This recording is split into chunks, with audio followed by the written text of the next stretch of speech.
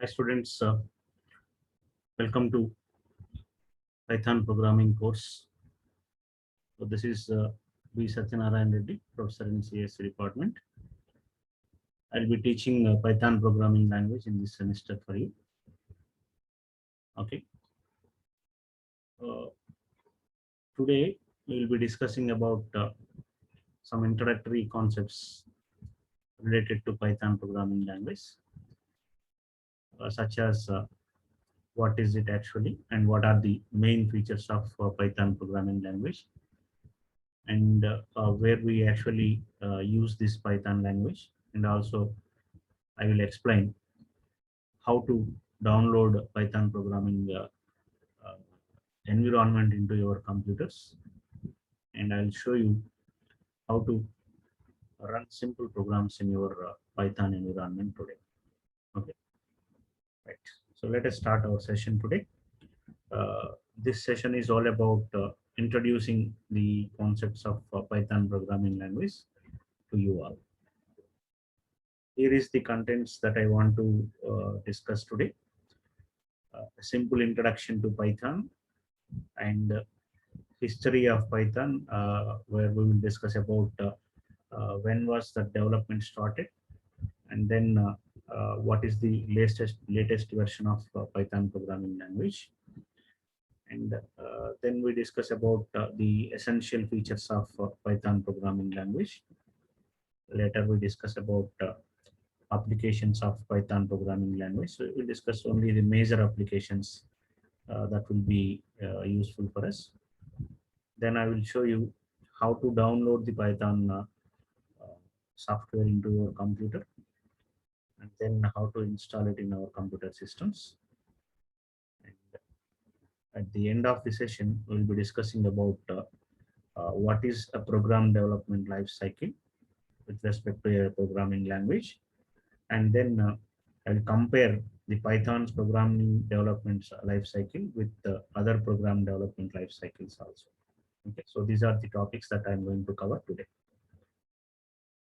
So here is a simple introduction to Python. It was developed by this person, Guido van Rossum. Okay, remember this name.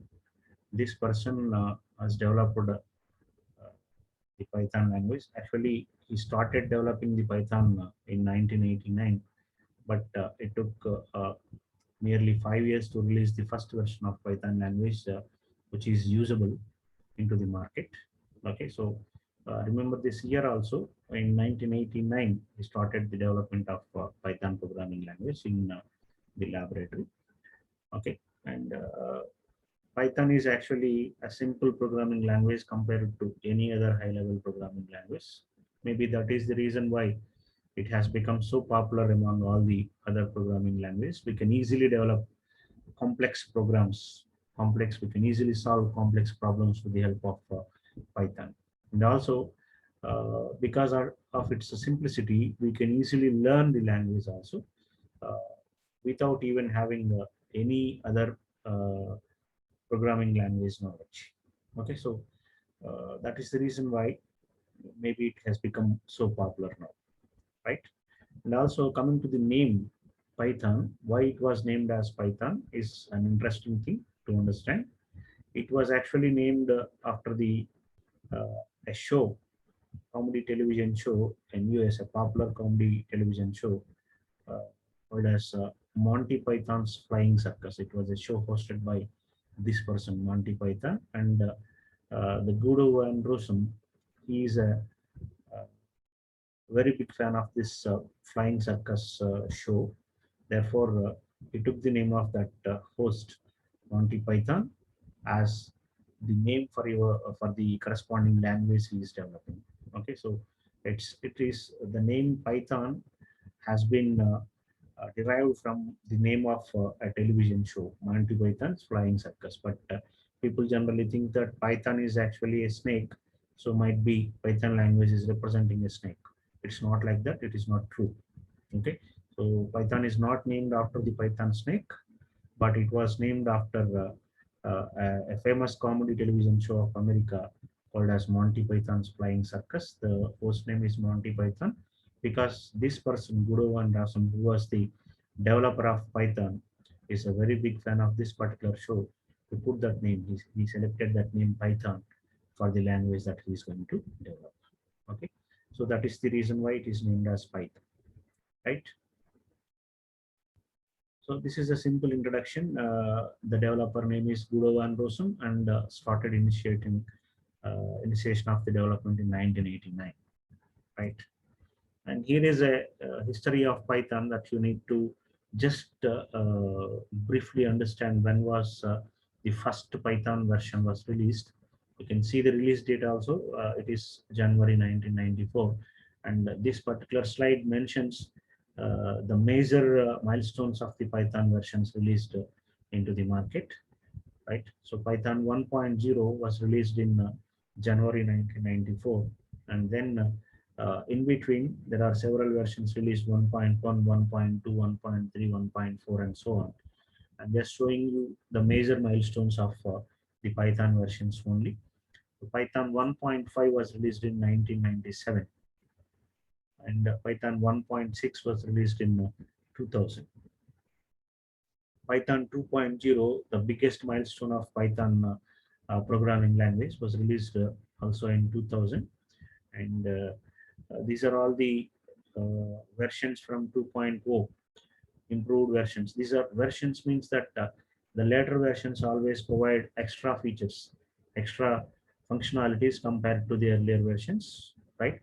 So Python 2.0, 2.1, 2.2, 2.3, 2.4, 2.5, 2.6, 2.7. All these are the major versions of Python 2.0, ranging from 2000 to 2010. Okay, so up to 2010, Python 2 has become the most popular programming language in that era. Now, starting with Python 3.0, which was released in 2009, even though Python 3.0 was released, the people have used the earlier version only because of the popularity of Python 2.0 releases. And later in 2009, Python 3.1 was released. Okay, and Python 3.2 was released in 2011, and so on. Python 3.3, 3.4, 3.5, 3.6, 3.7, and some subversions of Python 3.7 was released in 2019. Okay, the latest version available till date is mentioned here as 3.9.2, but now uh, it is 3.9.7. The latest version is available on the python.org website. It is 3.9.7. Okay, so this 3.9.2 is a older version, not the latest version. It is now 3.9.7. The latest version is 3.9.7. So these many versions are available. You can pick any version according to the computer's environment that is available for you. Not every version is supported by your computer. For example, 3.9.7, the latest version, will support only the Windows versions after Windows 7 and supports only 64-bit computers. Okay, so if your computer is a 32-bit computer, you cannot download that 3.9 version, right? So likewise, based on the available environment in your computer, you need to pick one a proper version to download into your computer. Okay, so I'll explain how to download and how to select a proper version into your computer later in a few after a few slides. So before that, we will discuss the major features of Python that makes it so popular among all other languages. So these are the main features of Python. It is easy to learn, it is readable, it is free, it is open source, it supports exception handling, it has a huge standard library set, and memory management is very easy with Python, and it is platform independent. So because of these major features, Python has become the most popular language among all other languages today. Okay, so let us understand one by one what is meant by these features. Readable means by looking at the Python program, you can easily understand what is happening there. The reason is it is a high-level programming language. That means the statements that we write in Python programming language are almost near to the human language, right? So that is the reason why whenever some naive programmer looks into that Python program, he can definitely understand what is going on in the Python program. Okay, and the second is easy to learn because it is very easy programming language. It is a high-level programming language which is easy to understand because of its similarity with the human languages. We can easily learn it. And also, if you have some knowledge of any other high-level programming language like C or C++ or even Java, then because most of the Python control statements and other things are very easy, very much similar to the other programming languages. It means you are almost learned that Python programming language already. Okay, so it becomes easier for you to learn this Python programming language if you have some idea about any high-level programming language earlier. Okay, and there are some other features that I will explain later why Python has become so easy for learning, such as you don't need to declare variables, just like if you compare it with C language, you need to declare the variables if you want to utilize them in your programming language. But Python does not require any declaration statements in Python. Uh, Such kind of things makes that Python programming language very easy to learn. Okay, and the third feature is cross-platform, which means that it is platform independent. You can develop and run the programs across many platforms and many operating systems such as Mac operating system, Windows operating system, Linux or Unix or any other. Okay, so what is meant by this portability? Portability means that you can write a Python program on any computer with any operating system, and you can simply take that onto any other computer with any other operating system. You can still run it directly without even any changes required to that program. Okay, so that is called as platform independent. Okay, and what is meant by this open source? Python is an open source programming language, which means that it is a freely distributed software where source code of the corresponding libraries available to the users. Okay, so if you develop that Python software, you can also get the source code, which you can refer, and you can identify the bugs in that source codes, and you can refer back to the corresponding Python community by specifying the updations also. That means you can become a developer or you can make some changes to the existing Python programming language software. Okay, so that is available. That is the reason why we call it as an open source software. Okay, and then large standard library. Python supports a huge set of standard libraries that supports several kind of applications that can be developed, because of which it has become so popular among the other programming languages in the market. Okay, so what is the need of these standard libraries? If you have more standard libraries, it means you can directly utilize those functionalities provided by the standard libraries. You don't need to write much of the code in your own to solve a particular task, because everything is available as standard library functions. Okay, so that makes our task of solving a complex problem very easier, right?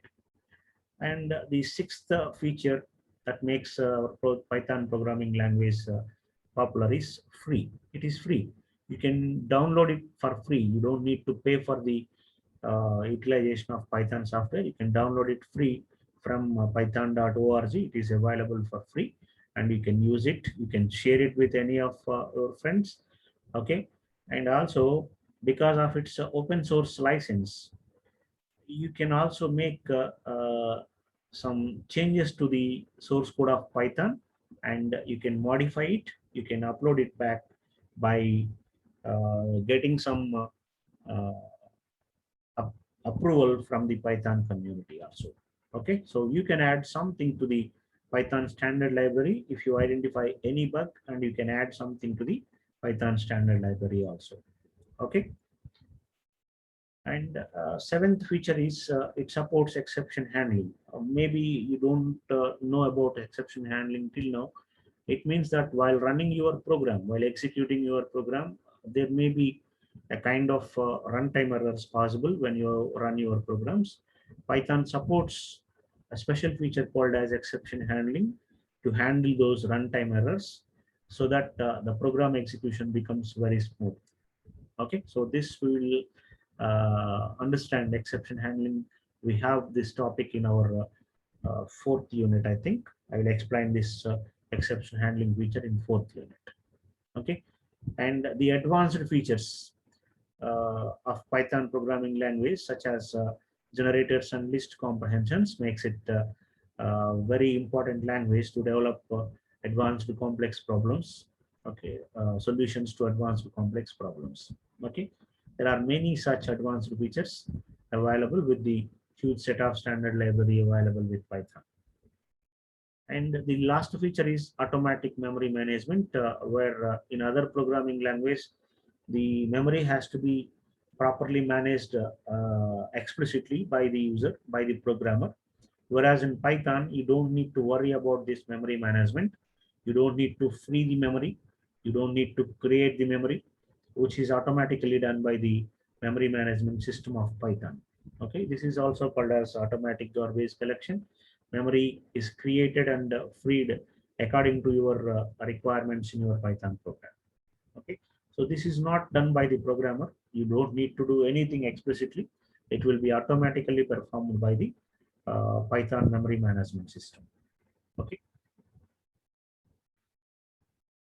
right. So these are the main features of Python programming language. Maybe because of these features, Python programming language has become more popular among the developer community. And now let us have a look at the major applications of Python. That means the applications which we can develop with the help of the Python programming language. So starting with the web development, Python supports web frameworks like Django and Flask, uh, which are developed with the help of Python programming language, right? So with the help of these applications, we can write the server-side code that helps managing the databases, also write backend programming language logic, and you can also map the URLs dynamically.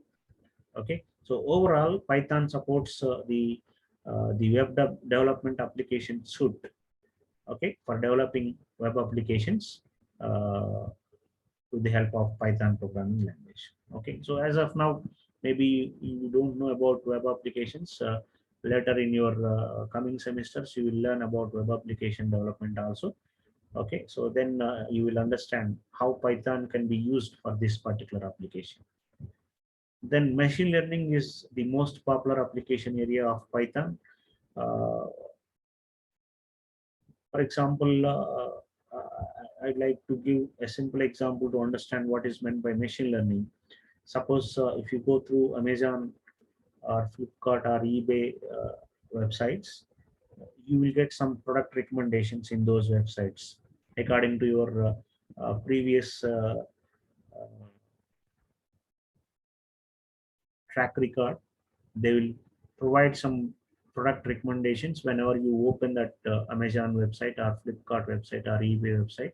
Okay, so these product recommendations are actually given to the users by using some machine learning algorithms. Okay, based on the user's interests, based on the user's tracks earlier while they visit the corresponding websites. Okay, right? So this is a simple example of machine learning applications. We can develop such kind of recommender systems with the help of Python. Okay, and also the face recognition apps and voice recognition apps that you found in your mobile phone. are also examples of machine learning applications that are developed with the help of Python. Okay. And the third application area is data analysis, which is very popular now. We can perform analysis of data, and also we can visualize the corresponding data in the form of graphs and charts by using Python. Okay. The fourth application area is scripting. Scripting is actually a small program to automate the simple tasks such as sending the response mails and etc. We can develop such kind of applications, scripting applications, with the help of Python. Don't worry, even if you do not understand what are these application areas, you will be learning all these things in your coming semesters. Okay, so don't worry about it. Just remember the names of these applications, that as the applications of Python. Okay, and the most famous application area where Python is very much useful is in game development. We can develop games using Python. Okay, so there are several standard libraries available in Python that supports this game development application. And also we can develop embedded applications using Python programming language. Uh, these embedded applications are nothing but the chunks of softwares which will be embedded into electronic devices such as washing machines, okay, and so on.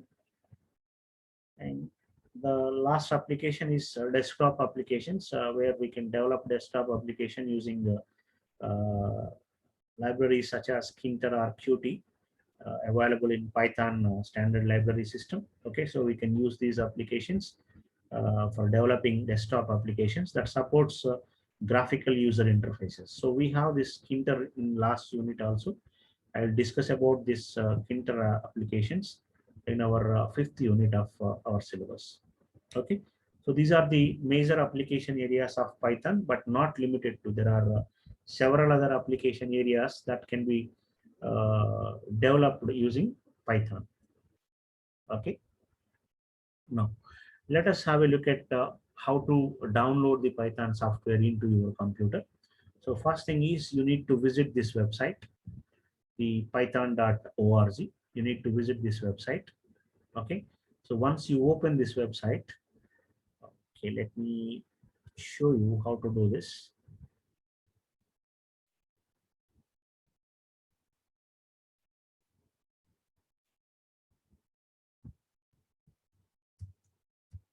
So just visit this website, python.org. Okay, now it is directly available here.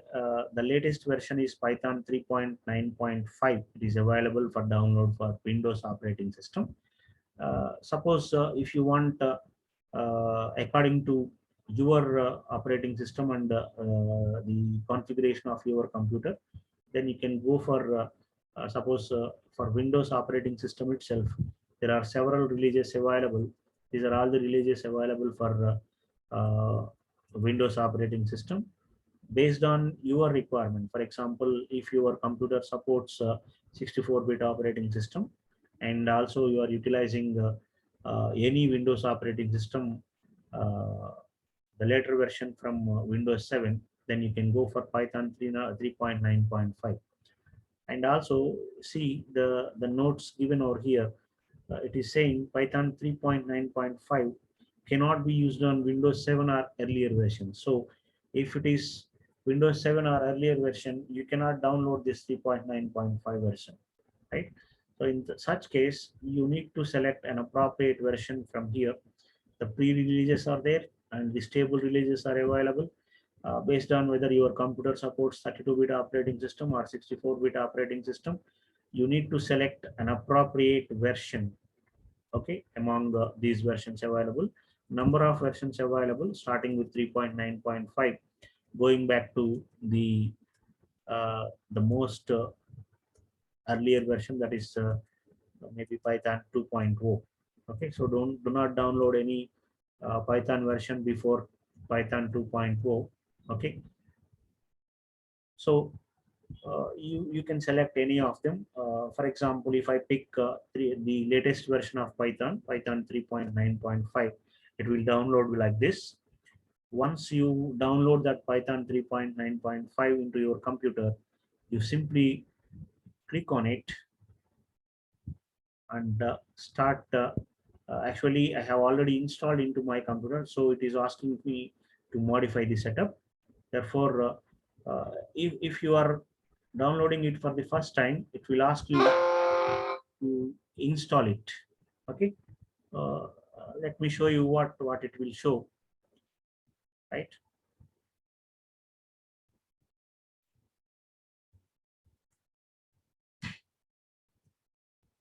Yeah. So it will show you a window like this. Install through Python and the corresponding version that you have selected. And don't forget to check this, add Python, the version to the corresponding path so that you can open it directly and the Python programs runs very easily. So check this checkbox and then click on this install now by leaving the default path as it is. So do not change this path, leave that default path as it is, check this box and then click on this install now. Okay. And immediately, because the user account control system of your Microsoft Windows operating system do not allow any other application to make changes to your computer, it will ask you to provide that permission. Do you want to allow this app to make changes to your PC? It will ask like that. Just click on yes. Okay. And it will install the corresponding Python application into your computer. Right. So once you install the Python software into your computer, the next thing is to write Python programs very easily into your using that Python software. You need to install an integrated development environment uh, by using the Python IDLE. Okay, you need to use this Python IDLE for running, for developing and running your Python programs. Okay, of course, without using IDLE also, without using integrated development environment also, you can develop Python programs by using any text editor like Notepad or Notepad++ or anything like that, any text editor. Just type in your Python program into text editor and then go to the command prompt of Python shell where you can run it using the command Python space the corresponding program name. Generally, the Python programs are saved with an extension .py. I'll show you a simple example how to create a program and run it with the help of this command prompt. Okay, and the best way of writing Python programs and executing Python programs is to use an integrated development environment, which allows you to edit your program instantly and to run your program instantly with the help of a menu provided with the integrated development environment. Okay, so here is a sample example of IDLE. It looks like this. It contains a menu bar where you can open a new file. You can type in your Python program. This is a simple Python program that I have written. And also there is a option called as run. Once you save your program, you can run it by clicking on this run option, right? So let me show you how it can be done. Okay, let me quickly go through this interactive shell also. So one way of writing your programs and executing your programs is with the help of IDLE, and the basic way of writing Python commands and executing the Python commands is with the help of Python interactive shell.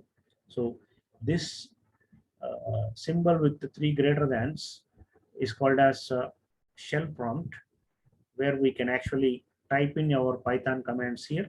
We can write the Python command here, and we can execute the Python commands from this shell prompt. Okay. At a time, you can type in one command at Python shell prompt, and then you can run it. Again, it shows uh, the shell prompt after executing the command given.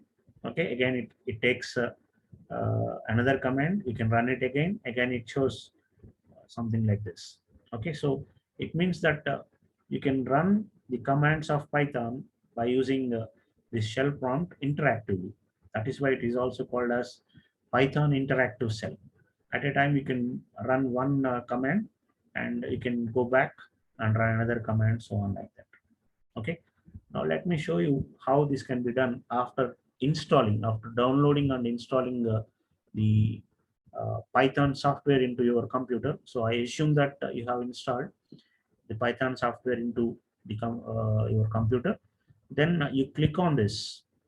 This is the start menu. Click on this start menu, which shows the Python softwares that are downloaded. Okay, so these are all the Python related IDEs available. First, I will show you the interactive shell. Okay, so this is the interactive shell that I have explained. The interactive shell where you can type any command. For example, I will simply perform an addition operation of two numbers, 3 plus 4, and it is showing the result here. Again, it is ready for taking the next command. Okay, suppose I want to print a message by using print function, right? So print of hello, it displays the corresponding message, and again it is ready to take the next command from me. So this is called as the shell prompt. The Python interactive shell can take one command at a time. You can run it by using this Python interactive shell. Okay, so this is the most naive way of doing your Python commands, but not suggestible here. This is not really useful for us for developing a little bigger programs. Okay, so now let me show you how to use the ideally. The best way of running your Python, developing and running your Python programs is ideally. So again, I will go back to that menu. Okay, so the window button, and again you will see several options of opening Python here. Now you can observe this ideally Python 3.9 64-bit here. So just click on that ideally. Okay, so this will open an integrated development environment. The name given for this integrated development environment is it provides an editor. Okay, where you can, for example, you can open a new file which allows you to write any program that you want. Okay, suppose I want to write a program which consists of several Python statements. I can combine many Python statements into one program now. Okay, so I wrote two print statements, and then I can save this program anywhere. Better you create a folder, and then my first program it is. So I will give a name, my first dot. Actually, you don't need to give dot anything like that. Just save as type Python file, which will be automatically saved as a .py extension. Okay, I'm saving it. So you can see it now. My first .py it is showing. So see this name. The extension is .py. So as you know that the C programs gets the extension .c, whereas the Python programs gets the extension .py. Okay, so this is .py, and the name given is my first.py. Now I would like to run this program. Okay, let me run this program. By clicking this menu run and run module, the corresponding program gets run. You can see the output here. After running this program, you got two messages, hello and hi. Okay, so the ideally shell can be an interactive shell also. That means you can perform simple commands from the interactive shell, or else by using the menu bar, you can open a new file. You can type in a simple large program into that file, save it with some name.py extension, and run it using the run command. Okay, so both are possible with ideally. That is the reason why it is called as integrated development and learning environment shell. Okay, because it provides a text editor, it provides an option of running it. Okay, everything is available here. That is the reason why it is called as IDE, Integrated Development Environment. Okay, so from now onwards, we will make use of IDLE to run any Python program. Okay, uh, for our future purpose. So this is how you can develop and run your Python programs, right? Now let us continue with the remaining things of today's session. So installation of an IDE and interactive shell. So here is a simple set of statements executed with Python interactive shell. You can try all this after downloading that Python into your computer. Okay, just test these commands into your Python interactive shell or IDLE. Okay, and also one more thing you need to understand is with there are several other advanced IDEs available. Even this IDLE and interactive shell are the most basic ways of developing and running your Python programs. Other application development environments are also available, such as PyCharm, Jupyter, and so on. Okay, let me show you advanced IDEs also, which I'm using for developing complex programming applications. Okay, uh, so I'm using Jupyter Notebook for developing complex Python applications. I'll show you. Just you can download the Jupyter Notebook if you are interested also. But for your syllabus, it is not really required.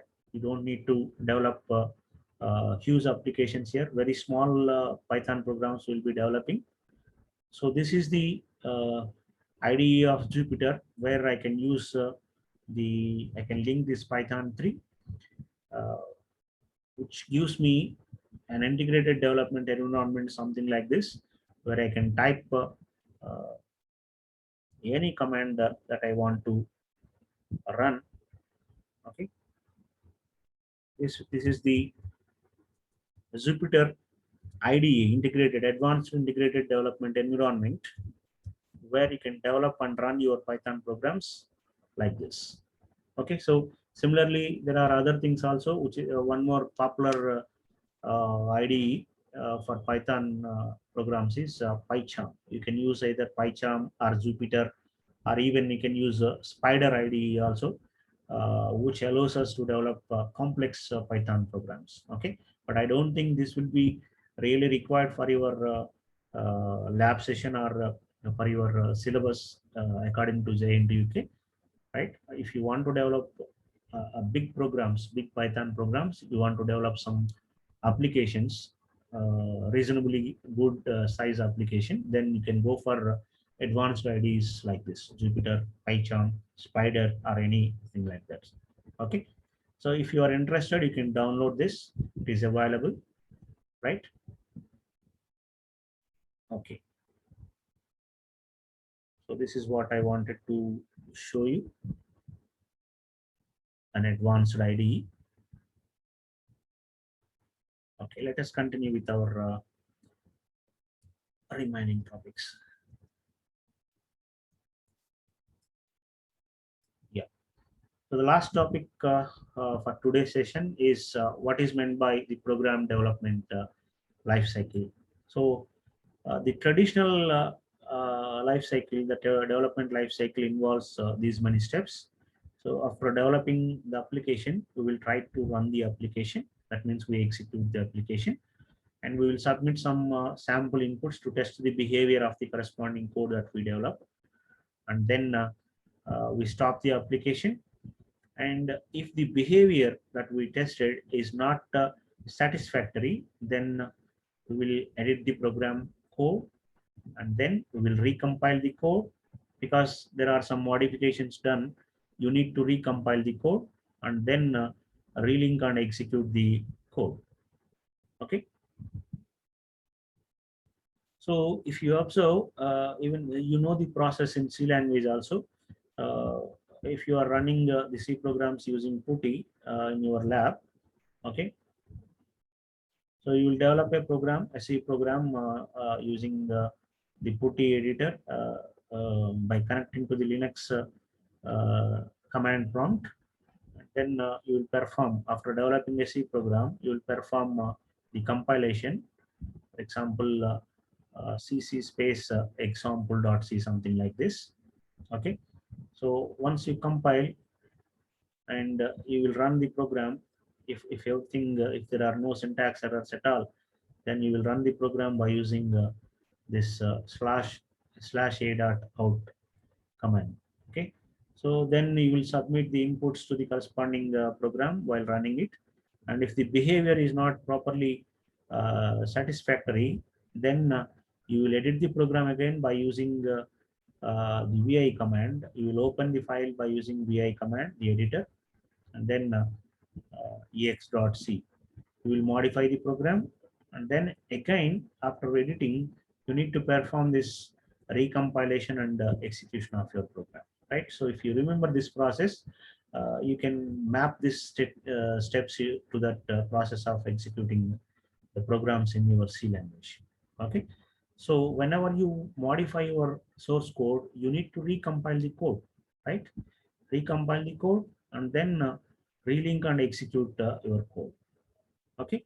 Then go to step one. That means to run your program. So we can avoid these steps: recompile and relink. These two. Actually, it is not 4 and 5, 5 and 6. Okay, so we can edit the program, and we don't need to recompile and relink the executable code, because Python programming language is an interpreted language, so you don't need to compile it every time you modify. It executes the statements one by one. That means it directly takes the modifications as it is. Okay, so the Python programming development lifecycle is not similar to this. It avoids that recompilation and relinking phases of your program, right? Now let us understand the difference between the traditional development cycle and Python's development cycle as compared to this. Uh, I have explained these steps in the previous slide, and because Python programs simply import the modules at runtime and uses the objects as they contain in the program, they can directly be run and executed without even compiling them. Okay, so the Python programs development cycle is starting the application, test the behavior, stop the application, and edit program code. Then you start the application. Okay, so there are no steps of that recompilation and relinking. Okay, we can avoid it. And even the most advanced Python module reloading concept avoids that stopping the application also, where the program is always under execution. You can modify it, you can test it during the execution of the program itself. Okay, so edit the program code and test behavior. You can see this while we develop for some GUI applications.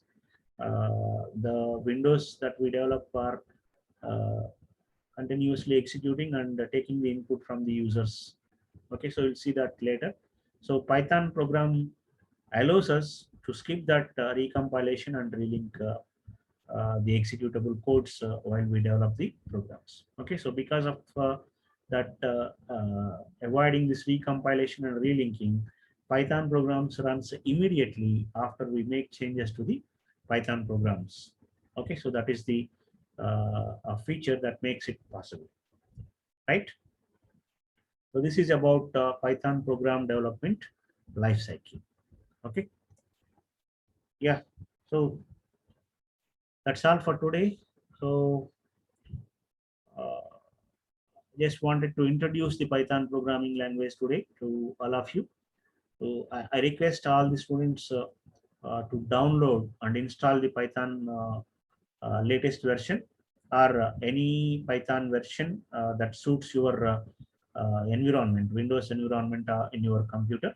Okay, so I have shown the process of downloading and installing in this video itself. So please go through those steps and download and install your Python into your computer, and also practice small commands with the IDLE or interactive shell that after downloading and installing your Python software into your computer. Okay, so that is what you need to do to after watching this video. Okay, So thank you all for watching the video. See you in the next session. Right? Thank you.